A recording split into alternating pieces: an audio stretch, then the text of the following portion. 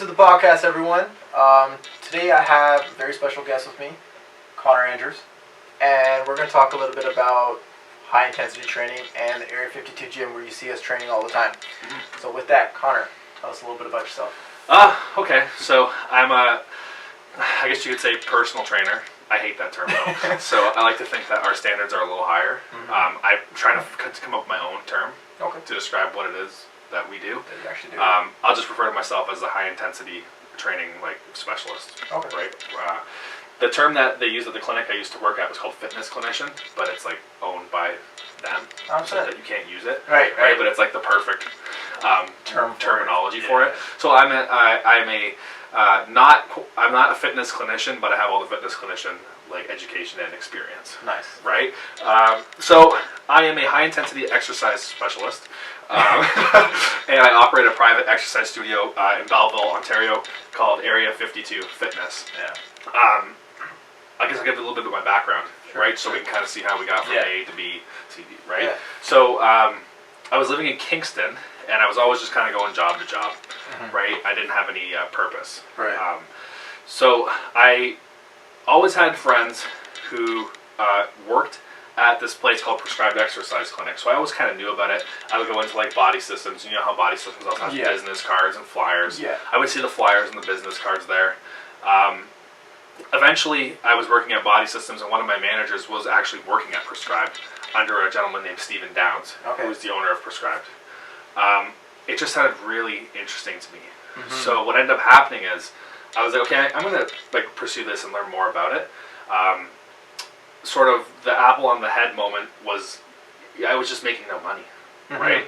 And my friend RJ, who also worked there, one day pulled up to pick me up in a Range Rover. Oh shit! Right, and it was Steven's Range Rover, but he was driving it around, and I was like, what am I missing here? I'm working over 40 hours a week, hard. I'm not getting ahead in life, right? I'm not doing nothing makes me happy. What am I doing? So I'm just gonna jump in. I'm gonna message this Steven guy and see what this is all about, right?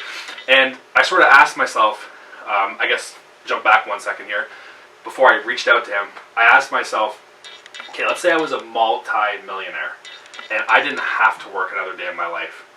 What would I do with my time? Right? And I was like, well, I would like to work out, and I would like to help people work out. Right? I'd like to teach. Right?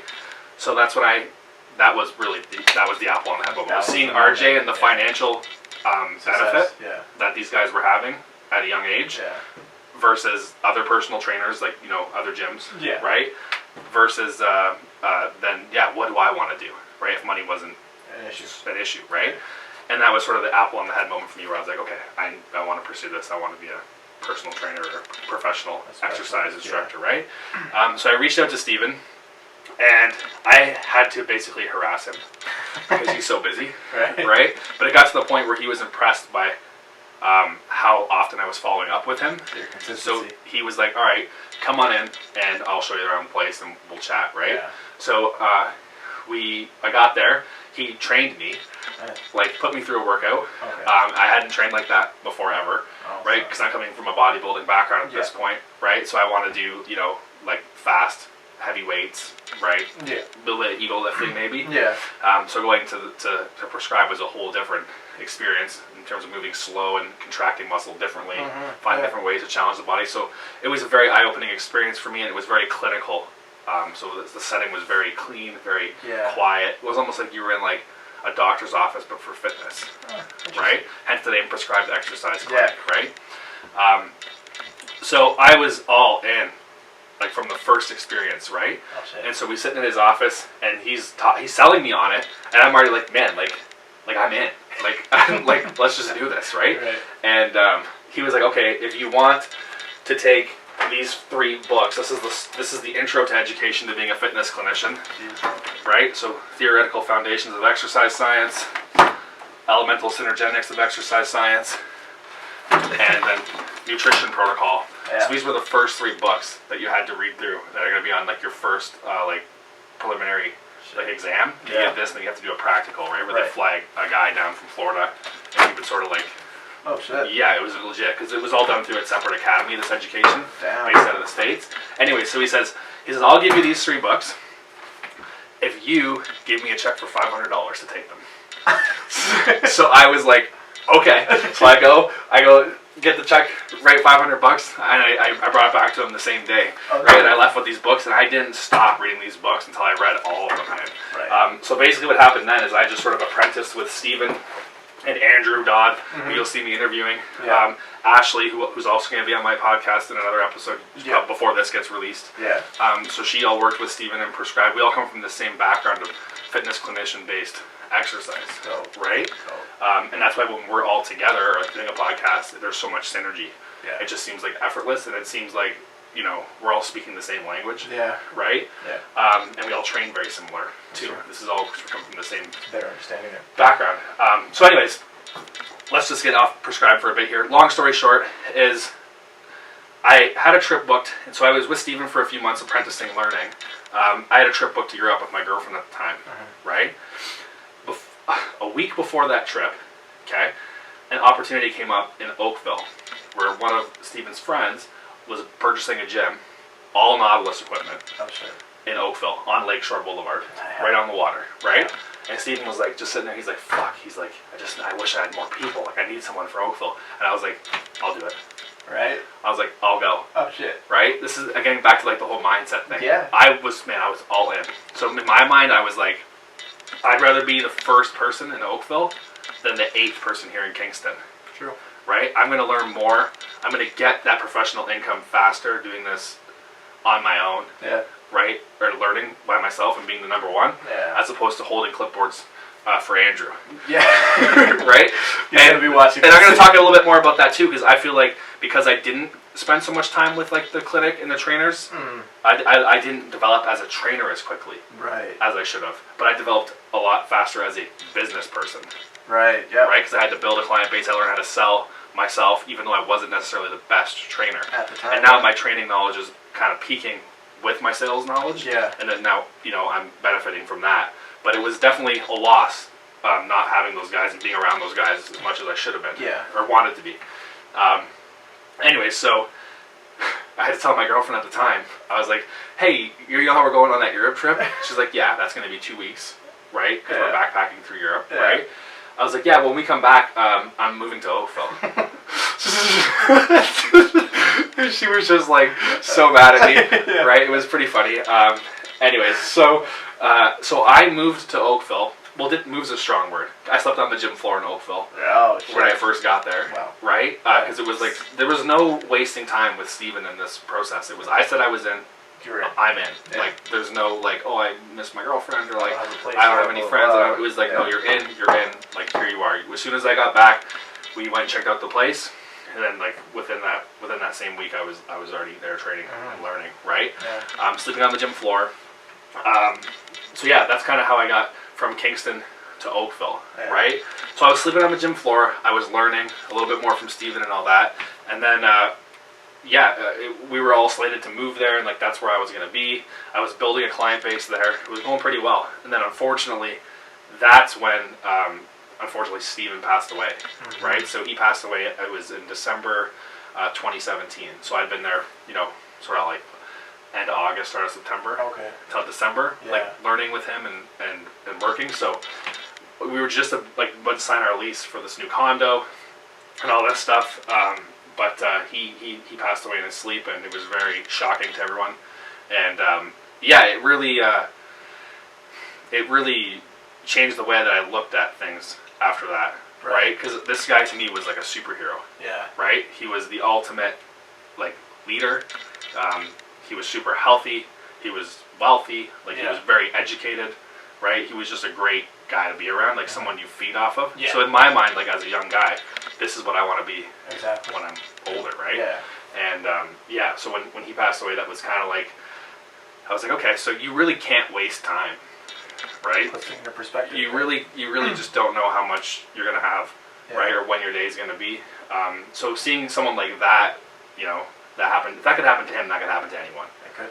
Right? So it was unfortunate. It changed the way I look at things, but it also definitely helped me get to where I am now. So if you walk into Area 52 Fitness, or I'm sure this is the same for all the clinicians that he worked with, whatever, there's a little piece of Stephen here. Right. So everything we do, like all I'll even hear him in my head when I'm training people. Right.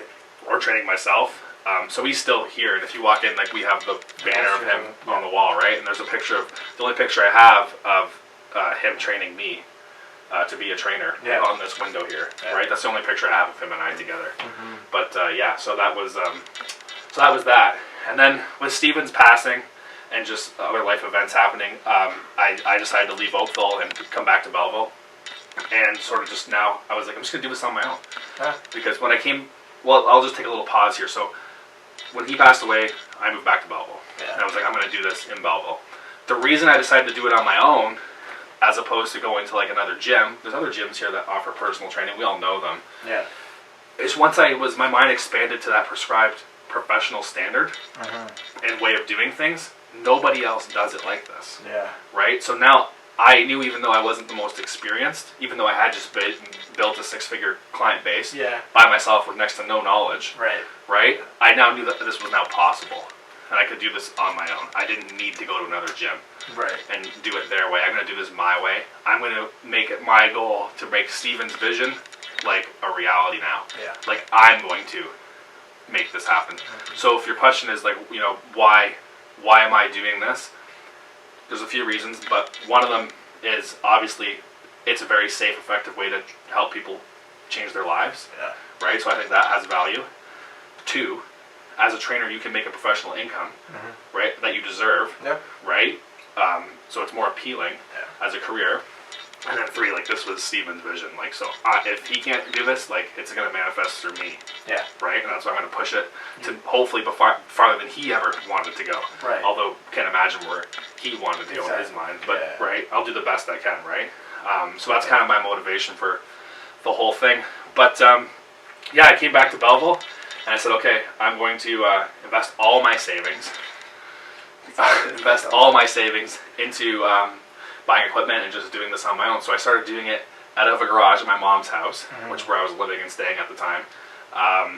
My first gym in the garage was called Raw House, and if you go back on Instagram, you can scroll back and you can see like a crazy, real old, kind of ghetto-looking gym, and that's Raw House. So my first gym at Raw House cost me maybe $1,000 of equipment. Okay. I put into the equipment in there and started a training business. Damn. That's crazy. And I look around my gym now, and every single piece of equipment in here is at least $1,000. Right. Yeah. Right. So, and then we have 40 plus machines. Yeah. See what I'm saying? So it's been to go from that in 2018 to 2020. Well, now it's 2021, but to 2020, having a fully equipped Nautilus gym. Yeah. Like, just speaks volumes about just how consistent and this whole thing's had to have been. Yeah, it's a short period of time. It shows you what can be done if you have purpose, you're driven, and you don't stop. Right, and then like we talked about in the other segments, that discipline versus motivation. There's days I didn't want to go. The amount of, and this is going to sound bad, this is kind of a sacrifice that I'm sort of dealing with still. You're not everyone's going to follow your path. That's true. Right?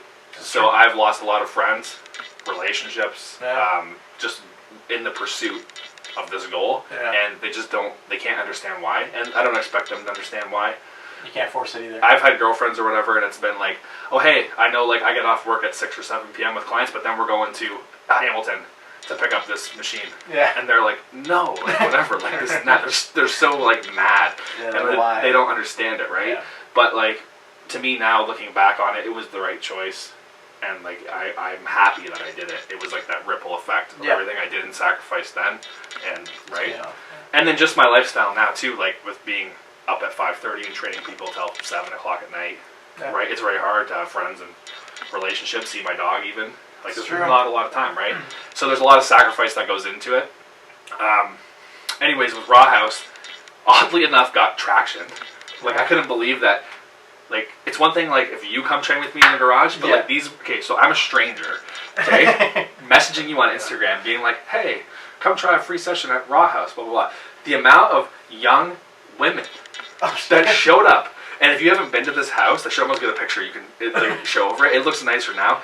This was, like, it was on West Moyer Street, like in the middle of nowhere. Right. Like, right. you know what I mean? Like, big property, like, just a big old looking house with a little driveway that goes up to this garage, and like, there's just equipment in there and some guy, right? Like, the amount of young women that showed up there to train with me is insane. Like, do you have any sense of, like, safety? You know what I mean? like, they're so tough. And it's a testament, I guess, to their wanting to change their body and how serious they were, or they believed in it, or I sounded professional, or a combination of all these things. Yeah. But it was just funny. I would laugh at that. I was like, can't believe people actually came to that. And then it's fucking cold in the winter, like holding the cold dumbbells, and I had like little space heaters in there. It was crazy. But I was still like, oh, we're gonna pre-fatigue this, and then we're gonna do. It was still the same science-based training, just on like garbage equipment, right? That's amazing. And so it's so funny to look back at it now, but. Then, like, the next phase of that was one of my clients, we started becoming, like, sort of business partners. So she moved back from BC, and she put a spa in her house. She had one, like, sort of built in. Okay. But she had this whole other basement just open. And then when mom was selling the house, I needed to find another place to train people, and I wasn't going anywhere. I had I didn't have that much equipment, so I didn't want to go my own and have a commercial space. Yeah. The client base wasn't there yet either. Yeah. So she was like, well, we're already working together, like, business-wise. We're doing flyers for personal training. So I was, we'll do a little trial here.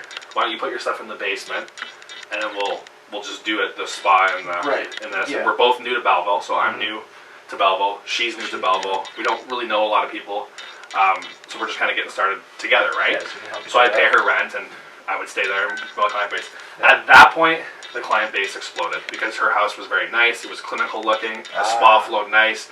It gave me more credibility being in a nicer space, and being surrounded by more successful people who had better networks. And then at that point, it was just growing to the point where then I just couldn't do it at a house anymore. And it was just I couldn't get the equipment I needed in there to service all my people. And that's when I knew it was okay. Now it's time to take the next step. And then that's where we're here, Area 52 Fitness. Nice. Wow. Yeah, so that's it. So, that's long story, man. No, it's sweet. Those are the stories that, you look back at it and you're like, I started with $1,000 worth of equipment, and I made it to here. Yeah. Right? It's a similar story to make moves. I started with a heat press and a box of t-shirts in the garage, in my parents' garage. Yep. Wearing my fucking winter jacket, printing shirts, designing logos, recording everything, editing it. Right? It's the ghost grind, brother. Yeah. Yes. So it's crazy to see that. Yeah, you know what? We started from those type of beginnings. But it's kind of like motivation to show everybody else that hey, you can start too. You don't need to have. If you want to start a podcast, you don't need $1,000 camera to start a podcast. Hook up your phone. Well, right. I'm gonna just jump on that quickly because I've always had like in the back of my head like I wanted to like do a podcast. I always wanted in my head. So I play guitar, right? Like, and I write songs. I have tons of songs written and banked in my mind. I log them, I write them down. I've always been like, oh yeah, but I'm just not good enough. Right. You know what I mean? Like, I could never tour with Metallica. Yeah. And that's been a dream of mine since I was a kid. Yeah. Right? But after the success I've had, like, and I use success like lightly because you know what I mean. You can always, you can always make more money or be a better trainer. I'm just saying, going from the garage to here, and building my client base to the point where I can make a professional income and help people. All the adversity I've had to overcome for that, it's like, why not? Right. Why can't this work? Exactly. Why can't I start a band? Yeah. Why can't I start a podcast? Yeah. Because I've learned those lessons. You can do it. You just have to do it. You have to do it. It's like, just be consistent. It's so simple. It's like Nike saying, just do it. Yeah. Right? It's true. That's why that slogan's so... And this is the thing about failure. Like you know, I think a lot of people are afraid to fail, and for sure I would be like embarrassed to like put a song out there or something that somebody doesn't relate to and says, oh, that sucks. Right? But at the end of the day, I just know, like, now I'm more mature emotionally with this kind of stuff, so I know that it doesn't mean anything. Yeah. Right? Yeah. And if you fail, cool, you're back to where you started. You learned. You tried. Good. You learned. Move forward. Good. You failed. Good.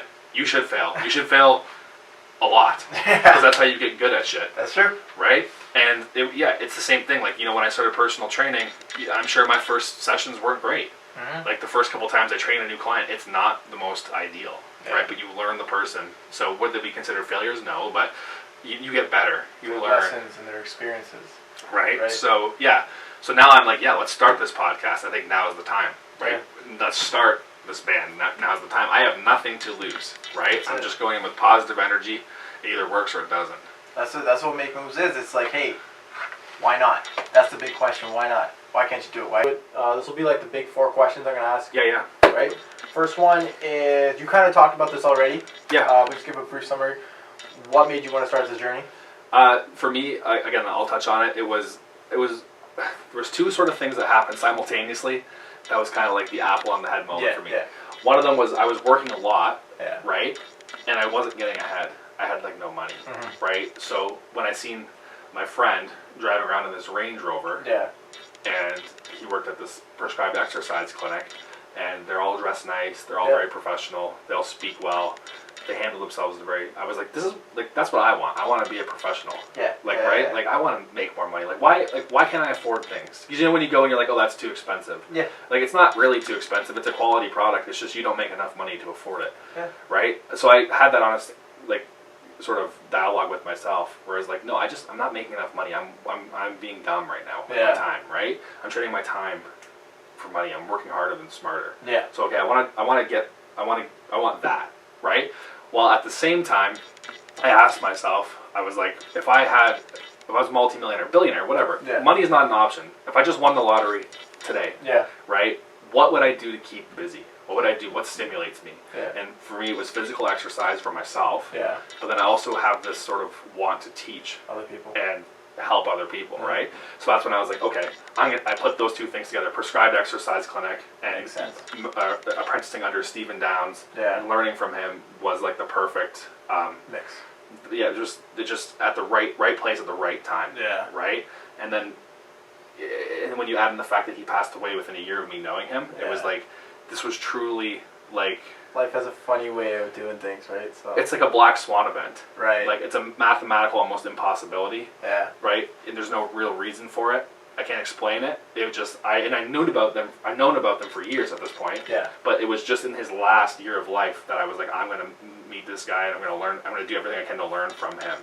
Right? And then that's kind of what set me on the path. And then to lead into my motivation still, definitely carrying his vision and his standards of professionalism for high intensity exercise. Great question, man. All right. Next question is, what's one thing you wished you had known when you started your career?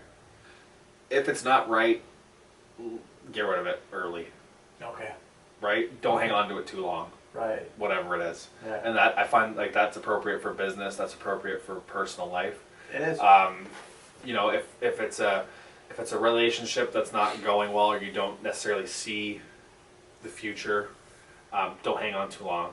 Don't compromise like yourself, and don't hold on like too tight, because it's only going to waste time, energy, resources that could go into other productive things. Yeah. And then in a business sense, for example, like if you have a client that's not working out well, they're not a good fit, let them go. Yeah. Like, you know, respectfully. And then an example recently, like with COVID, we had Area 52 was an open gym, but now we're reducing that. We're stepping it back because it's not moving us in the direction that we want to. We're not getting as much return back as we like to see for the time and resources we've spent on it. So we're not renewing our basement. We're letting it go. Yeah. We're adapting to it, to the reality of things, and we're not holding on to that with ego or pride or whatever the reason. We're not trying to square peg a round hole. Exactly. Right? We're letting it go. And I kind of got this philosophy from, if you watch football, the NFL, the Patriots, their head coach Bill Belichick, he doesn't get attached to his players. He doesn't give big contracts out, right? Because you're all disposable. You're just a number on the team. So actually, he even tried, like, he got rid of Tom Brady. Yeah. He won 6 Super Bowls. They didn't even want to re-sign Tom Brady. He tried to trade Tom Brady, like before he won the last Super Bowl he won with the Patriots or whatever. Like for that other quarterback, the backup, Jimmy Garoppolo, he wanted to trade Brady and start Garoppolo. Yeah. Right? And this is like all the stuff Tom Brady has done. He was still like, no, you are older now. Like, you're not the future. Like, you have to go. You know what I mean? Yeah, like, you can't be too attached. I'm not saying don't do that to your girlfriend or, whatever, or your wife. I'm just saying, like, in business, like, it's better to end it early, I think, rather than hold on until it's too late and then, you know, you're stuck in a bad position. So I would say that would be something I would maybe tell myself, because I've learned it now.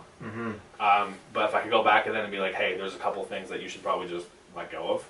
Right? And, I would like a huge difference in to do that, All right, that's a very good answer. Next question is, what is one of the biggest obstacles that you've encountered in your journey and a lesson you've learned from it?